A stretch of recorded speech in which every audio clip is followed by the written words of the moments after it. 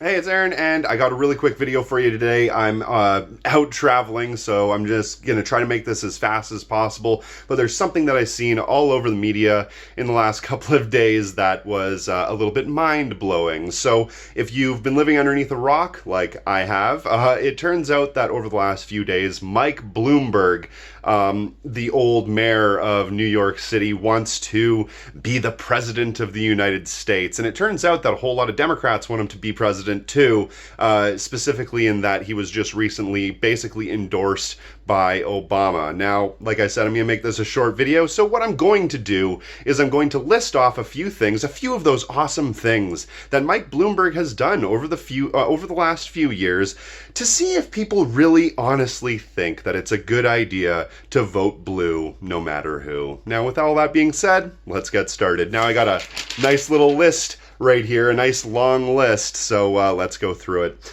Now, first of all, and I'm just going to go through these as fast as possible because I know there are other channels that are going to do full breakdowns of all of these things. I imagine Kyle Kulinski will do it, but I'm going to do it in list form because it's just so fun.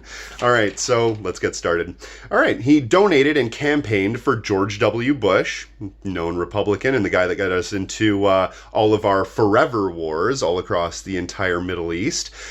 He doesn't think that minimum wage should exist. He used sound cannons on protesters and has also banned big gulps, had the police forcefully remove Occupy protesters in a paramilitary fashion.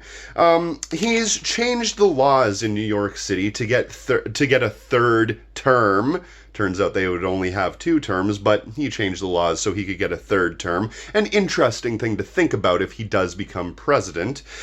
He lost New York City $18 million due to unlawful arrests. He instituted something known as stop and frisk, which is basically where the police are allowed to go to anybody they think might be suspicious and stop and frisk them to find out if they have anything illegal on them. And it turns out the majority, actually almost the entirety of the people that were being stopped and frisked were minorities. Go figure.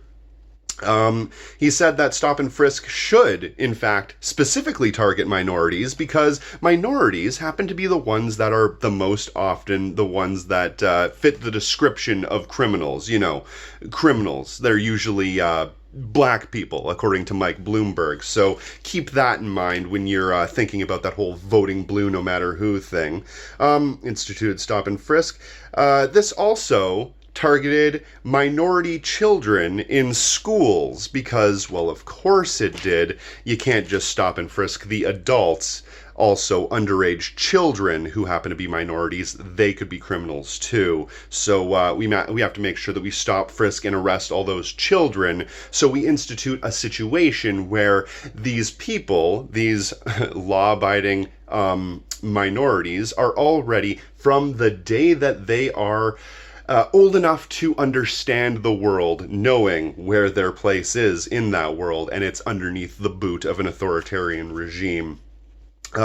He's also been involved in union busting, redlining, which is a fun little tactic where they divide up different parts of a city into different little areas depending on the person's ethnicity or background, and then lowering the amount that those houses are worth because of their minority status and background. Really disgusting tactic, absolutely disgusting tactic. It ends up creating all kinds of ghettos and all kinds of serious problems. Makes anybody that lives in a household that's a minority, makes their household worth less than their white counterparts. So all kinds of things with that. He also apparently canceled recycling. I haven't found any information on that one yet, but apparently did that. Wants to raise taxes on the poor because, you know, the poor are the ones that need to pay more taxes and not the millionaires and billionaires who get away with not paying any taxes at all, he said that free healthcare is like free ponies, because you know that when you are dying of some sort of ailment or disease or need a kidney transplant or whatever, that's like asking for a free pony, and that's just really more than we're willing to give. Legal weed apparently is the stupidest thing anyone has ever done, according to Michael Dipshit Bloomberg. He's also spied on Muslims, defended bombing hospitals, said that the majority of crime is committed by black and brown people, like I was saying a moment ago, so that's why it's okay for him to go ahead and stop and frisk these people. And in 2016, now, this is the part that is really interesting, all right? Now, this brings me to the voting blue, no matter who aspect of this. Now, back in 2016, Donald Trump was a failing businessman who was just a racist. He didn't really have any more power than any other billionaire. He didn't start any illegal wars. He did do a lot of terrible things, but he wasn't able to commit massive acts of violence and horror against minorities and so forth, even though, you know, maybe he probably would have wanted to at certain points in his life. Bloomberg did.